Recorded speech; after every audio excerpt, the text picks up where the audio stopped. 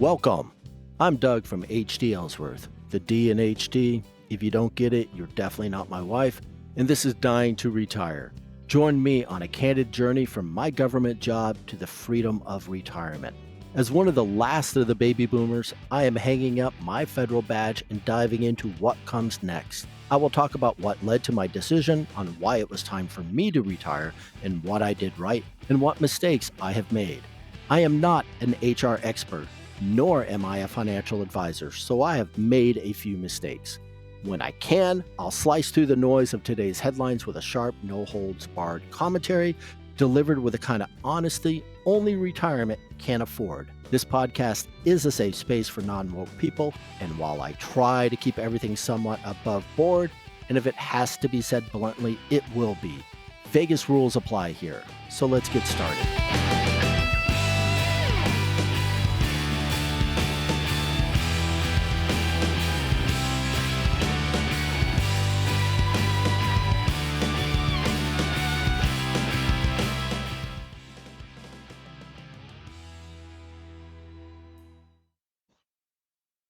Apologies, folks, for the lateness of this episode. Fortunately, or unfortunately, depending on how you look at it, I was traveling for work, and that has set my schedule back a little bit. That and a little bit of procrastination and everything. But it was really nice traveling for work. But one thing I want to point out, what was interesting, because I was in the Southwest, what I noticed at the airport that while I have to show an ID, there were folks there that were able to get on airplanes with a white envelope with black lettering on it without showing anything. While frustrating for those who are conservative in nature, seeing that's going on, you realize what's really TSA doing. And the second part, though, I will have to give it to the airline, the patience of the individuals that were there handling these undocumented, the illegals, and handling them. So you have to give it to them. They did keep the professionalism in. They did keep their professionalism there, regardless of what their personal thoughts or beliefs were. So you have to give it to them on that one. Now, on to something else that I find very interesting. Men and women are very different. So I'm going to go with this. When men, and please reach out, let me know, dying to retire podcast at gmail.com. I'd love to hear y'all's experiences as well. When men tell other men about their thinking about retirement or they're about to pull the trigger for retirement, men are very straight up. Hey, congratulations. What are you going to do next? Even though we're not looking for a full answer. But we're like, congratulations, time for your rest. You've been working really hard. If you can do it, do it. And they talk envy, or they say they're envious of what your decision, and they wish they were at that point that you are, being ready to retire. What's different is when women tell other women that they're planning to retire, the women get all, I hate to say it, and this is a generalization, get all happy and say, "Oh, it's finally time. You can spend time with the grandkids or kids, nieces and nephews. You can travel. You can finally go to the beach. You can write that great novel you wanted to write." All these things that happen when women tell women that they're about to retire. When a woman tells a man that she's about to retire, the same thing pretty much happens. We congratulate the women. Hey, you deserve it. It's about time. That way you don't have to put up the trouble with work and the whole 9 yards. Traffic, the bitch, and the whole 9 yards. It is when a man tells a woman, let's say a 50, 60, or 70-year-old man tells a woman or women that they're planning to retire or will retire. Again, this is a generalization because it's happened to me recently. It gets a little hokey. The first thing is, "Oh, you're too young." And that's what happened to me when I was getting my hair cut the other day here, where I live in the Socialist Republic of Montgomery County, Maryland. I was getting my hair cut, and the lady cutting my hair, who is older than me, and yes, I know she's in her late 60s, 70s, cutting my hair. And first they thought I work from home. I don't. That's my wife. The other part, though, but I plan to retire soon, so I can, if I do anything, be able to work from home. They were like, "First, you're too young. You're too young to retire. That's too young to retire." And the lady cutting my hair, she's like, "Yeah, yeah, my husband worked until he died. He died at 65. What? I'm like, So the first thing they say, you're too young to retire. Then they're going to say, how are you going to manage? Are you be able to pay for everything? They immediately go to that route. And it's kind of interesting. Men are like congratulatory to men and women. Women are congratulatory to women. But when a man says it that they're planning to do, the women are very critical. It is as if the women want the men to work till they die. So, yep, honey, nope, dead. That's it. No fun, no anything like that, no golf game, no whole 9 yards. Even if the woman's retired, they still want the men to work. Now, I just find it interesting because there's a bunch of different studies, and you'll see the YouTube stuff on there. A man could actually retire, and if he was just going to eat frijoles, tortillas, and huevos, eggs every single day for the rest of his life, he could do it. He can make it work. Women, on the other hand, want, oh, I need to go out to have dinner. I need to go do this. I need to go do XYZ in general. Again, not every woman, all women, but it's kind of interesting of that dynamic.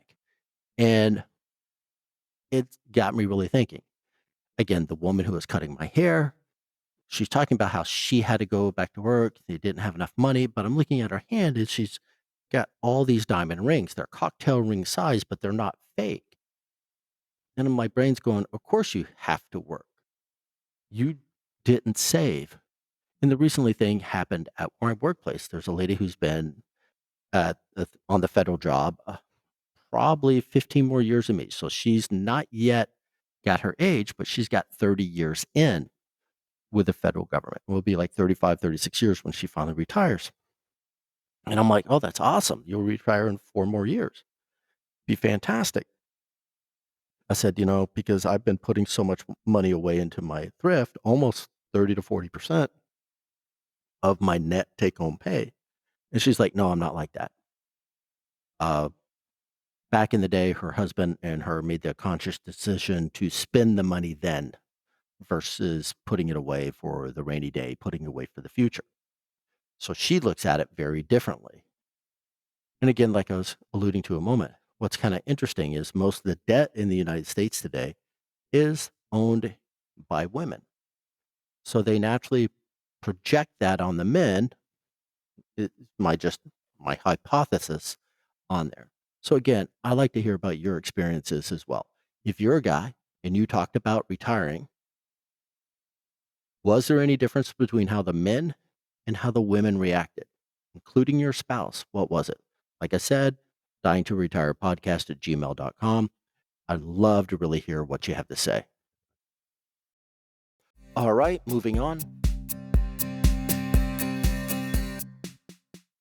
When it's time to go see your financial advisor, there's a couple things I want you to keep in mind because I had to do this. I knew I had to go see one. I have a credit union. The credit union has one that it's free of charge for the initial assessments where they take a look at it. So what I had to do is I made an appointment and everything like that, working through the bank. It took a couple of weeks. But I had to make sure I brought him documents. Now, he ended up asking me for these, but I was also gathering them as well. One thing, if you know when you're planning to retire, you need to go to the Social Security Administration's website. And if you don't, go there, get an account. It takes a moment.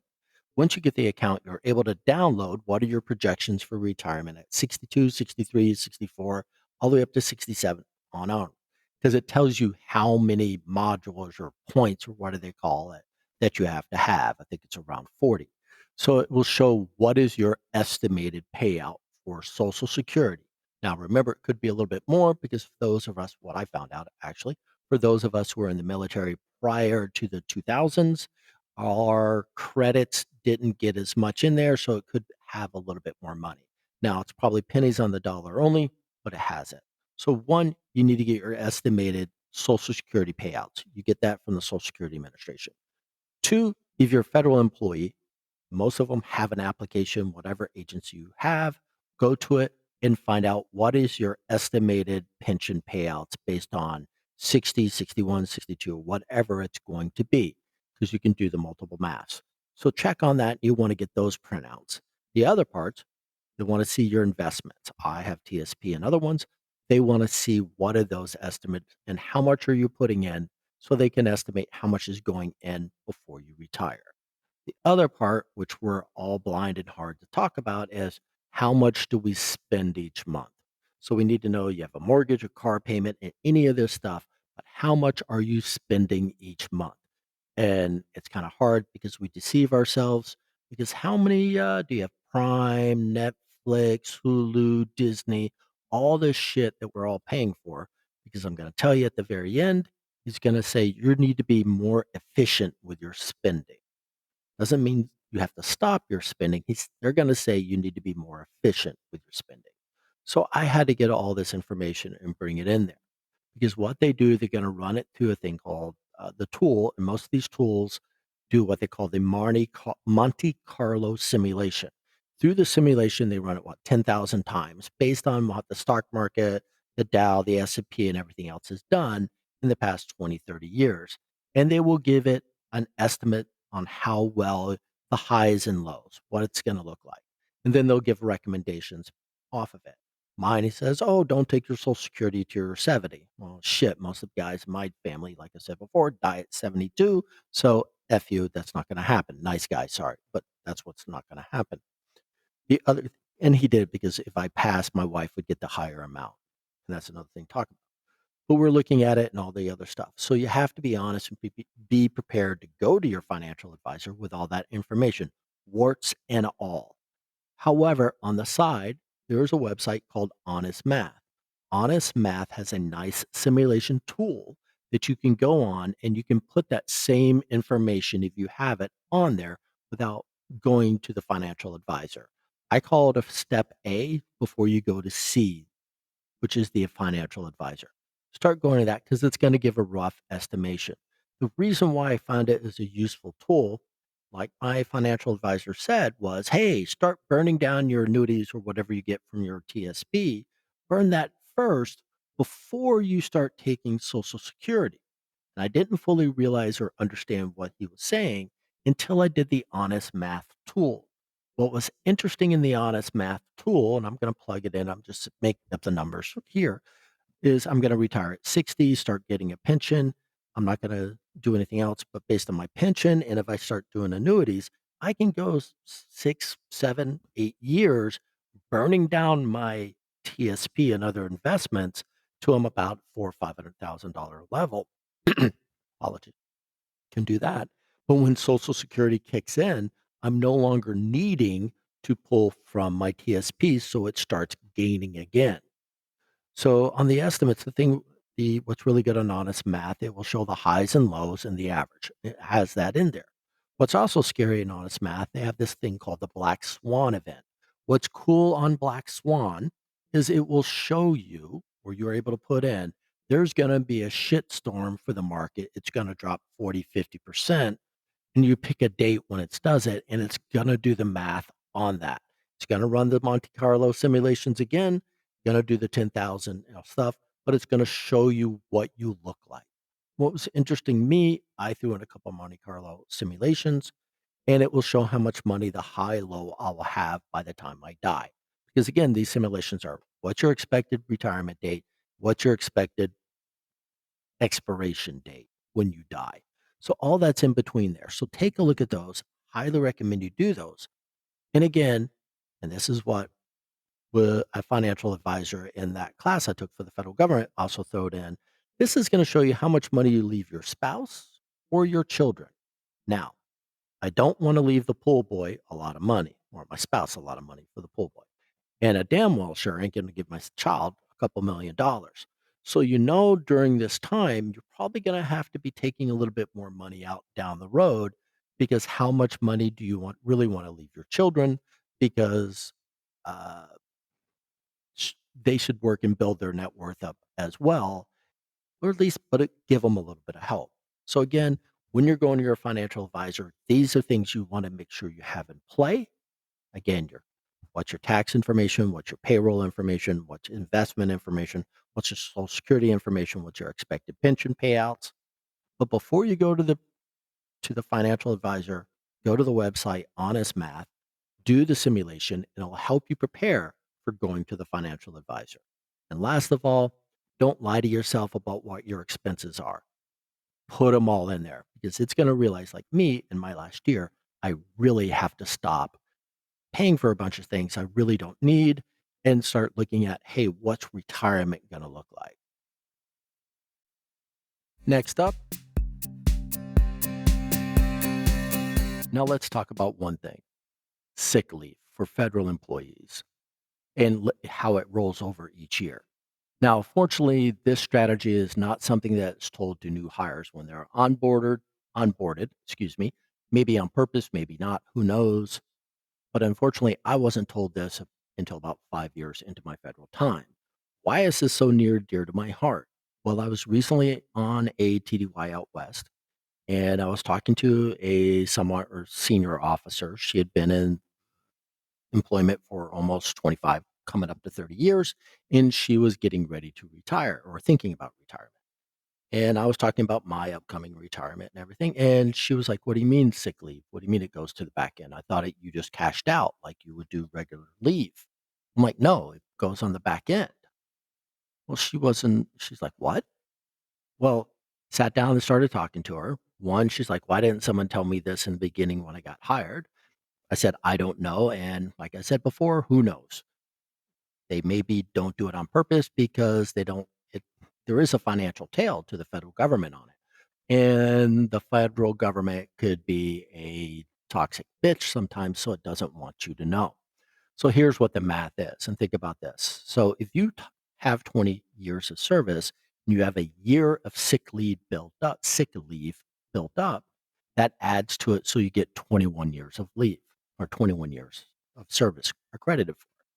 Now, what the math is, a month of sick leave is 174 hours of sick leave, and a year of sick leave is 2,087 hours. And I know the math, it should be 2,088 because that's 12 times 174, but it's the federal government and bean counters. And to make it easier for them, each month is technically for them only has 30 days. So that's how they look at it. However, the government also is a cheap and cruel mistress, and they only credit for full months, no halfsies. So, long story short, while this adds a little extra money to your pension, and who doesn't want a little extra pension, that little hanging a bit about your sick leave. So, if you have a month and a half or 11 and a half months, when you come to retirement, burn that half month of sick leave because you're not going to get credit for it. It's not going to go the back end of your retirement. So plan to use it.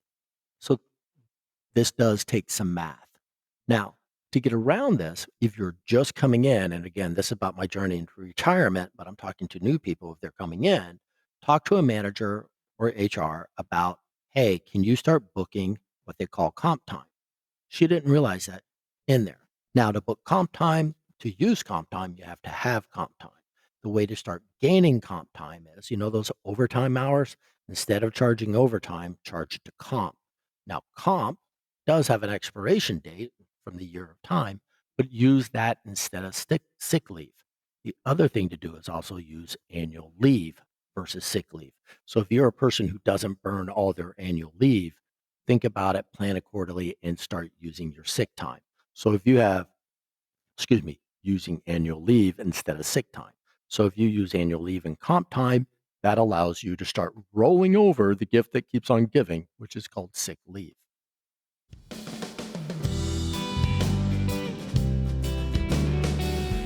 That's it for today. Curious, concerned, or just want to chat? I'm all ears. Reach out at dyingtoretirepodcast@gmail.com. And if you find yourself nodding along or you just enjoy the ride, don't forget to hit like and subscribe. Hasta luego.